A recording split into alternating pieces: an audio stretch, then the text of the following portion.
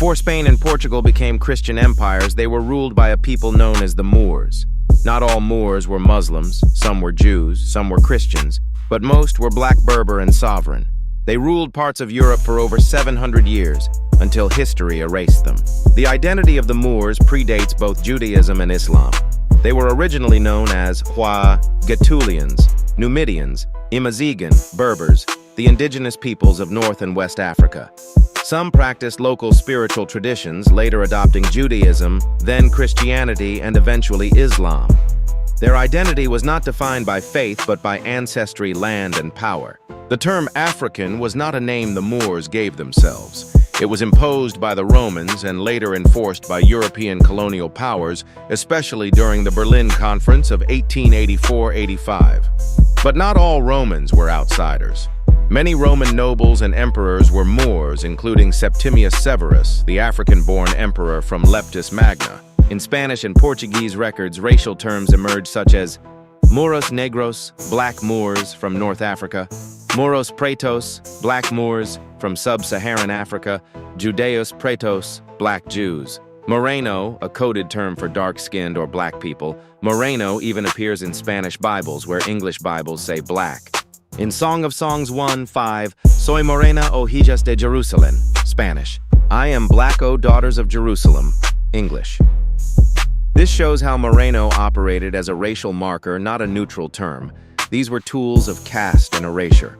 Whitewashing began in the 13th century under Christian kings. Alfonso X of Castile used the phrase un muro negro in Cantiga 181 of the Cantigas de Santa Maria, a 13th century Galician Portuguese songbook commissioned under his reign. In Cantiga 181, a miracle story is told about un moro negro que se tornara cristao, a black Moor who converted to Christianity. This phrase appears in the lyrics of the Cantiga and in accompanying manuscript illustrations. It is one of the earliest known royal usages in Iberia that explicitly refers to the skin color of a Moor. James I of Aragon described Muslim opponents as Mouros Negros, Catalan for black Moors, in his autobiographical chronicle Llibre dels Fets, the Book of Deeds, written in the 13th century. This term appears in his descriptions of military campaigns and conquests against Muslim communities in Valencia and Mallorca. James explicitly distinguished between Mouros Negros, muwalads, meaning native Iberians converts to Islam, and Sakaliba, slaves, guards, and eunuchs from Slavic Europe. What began as narrative control became policy. Ferdinand and Isabella expelled Jews and Moors. Philip II banned Arabic and Hebrew. Manuel I of Portugal ordered mass conversions and enslaved thousands of Judeus Pretos Moros Ladinos and Negros de nación Morisca. Moorish sovereignty was rewritten as servitude. Writers of the time knew who the Moors were. Ibn Khaldun stat, "Berbers are as black as the people of the Sudan." This statement appears in his renowned historical work, Muqaddimah, Prolegomena, written in 1377 CE. In the Muqaddimah, Ibn Khaldun discusses North African populations and notes the physical characteristics of Berbers, comparing them in complexion to the Sudanese. This remark is often cited in discussions about the historical racial characterization of Berber populations. Al-Makari described the Almoravids as black African dynasties in his major historical compilation, Naf al-Tib min Gusan al-Andalus al-Ratib, the breath of perfume from the branch of green al-Andalus, written in the 17th century. In this work, Ahmad ibn Muhammad al-Makari explicitly recounts that the Almoravid dynasty, which originated from the Sanhaja Berber tribes of the Sahara, was composed of black-skinned rulers and warriors. He traces their origins to deep within the Western Sahara and southern Mauritania, emphasizing their African racial identity and religious militancy. Leo Africanus described the peoples of the Sahara and Sahel from which the Almoravids originated in terms that reflect their black African appearance and customs. In his major work, Descrizione dell'Africa, Description of Africa, written in 1526, originally in Italian, he describes the Sanhaja Berber tribes and other Saharan populations in ways that emphasize their black-skin African features and Islamic piety, characteristics associated with the Almoravid movement, which originated in Mauritania and southern Morocco. There is no ambiguity. The Moors were black. During Moorish rule, many non-black Iberians, Visigoths, Slavs, Hispano-Romans, converted to Islam. They were not Moors, they were subjects of the Black Berber dynasties. Today, many are misrepresented as Moors because of religion, not ancestry, not historical record, not legal precedent. This intentional confusion erases the original black-skinned Moors from the historical narrative. The whitewashing of the Moors continued, with the Portuguese invasion of Morocco in 1415, beginning with the seizure of Ceuta. Over the next 2 centuries, Portugal raided Tangier, Qasr, El Kabir, Arzila, Mazagan, Agadir, and towns deep in Saharan Berber territory. The result?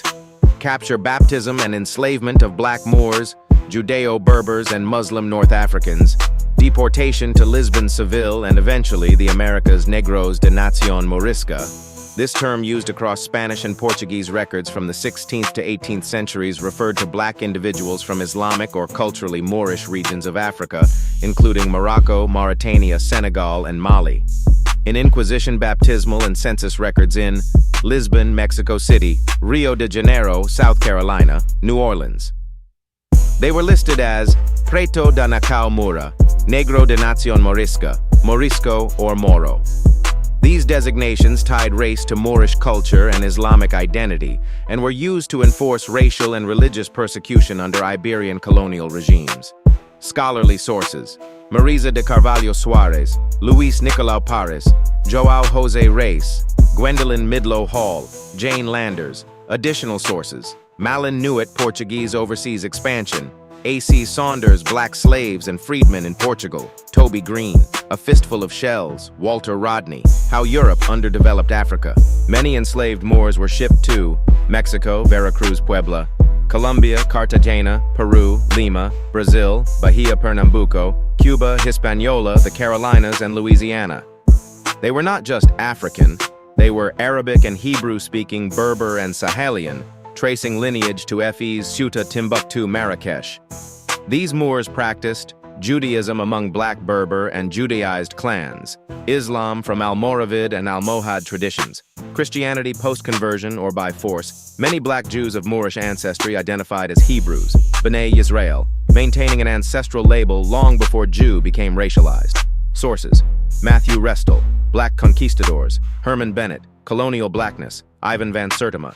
They Came Before Columbus, H.Z. Hirschberg, A History of the Jews in North Africa. The first European account of the Moorish invasion of Spain comes from the Chronicle of 754, also known as the Mozarabic Chronicle or Continuatio Hispana. Written in Latin by an anonymous Mozarab, a Christian living under Muslim rule in Al-Andalus. This 95-section chronicle stands as one of the earliest and most direct sources on the Umayyad conquest of Hispania. It refers to the fall of Visigothic Spain as the Perdida de España, the loss of Spain, at the hands of Arabs and Moors sent by Musa, that is Musa ibn Nusayr, the Muslim governor of North Africa, who dispatched the armies that entered Iberia in 711. The Chronicle of 754 spans from the year 610 to 754, beginning with the reign of Byzantine Emperor Heraclius, and culminating with the Umayyad occupation of the Iberian Peninsula. Though lacking many contemporary sources to verify its claims, the Chronicle is widely regarded as an eyewitness account of the events it records. Most notably, this chronicle contains the earliest known reference to Europeans, Europenses, in Latin literature. It describes how the Europeans defeated the Saracens, meaning Moors and Arabs. At the Battle of Tours in 732, when Charles Martel halted the advance of Muslim forces into Frankish territory. This document captures both the trauma of conquest and the emergence of a Christian European identity born out of resistance to the Muslim expansion that had reshaped the Western Mediterranean. The Grands Chroniques de France was more than just a royal history. It was a political narrative forged by the monks of Saint-Denis, the official chroniclers of the French kings. Originally a French translation of Latin annals, the chronicle traced the royal lineage of France from mythical Troy all the way to the reign of Philip II, and later extended to the death of Charles V in the 1380s. But it was not a neutral history. The monks and later the Parisian court crafted a vision of French kingship that was divinely sanctioned, militarily glorious, and often defined in opposition to the Moors, Saracens, and other perceived enemies of Christendom. In this memory-making, Charlemagne became a mythic warrior king. His battles against the Saracens, the Moors, were emphasized to define medieval France as a bastion of Christian resistance. This legacy would echo across centuries, shaping French, Spanish, and Crusader identities. Even in Burgundian variants of the Chronicle, altered during the Armagnac-Burgundian Civil War, 1407-1435, the racial and religious othering of the Moors remained intact. Through text and image, the Grands Chroniques helped define who the French were and who they were not.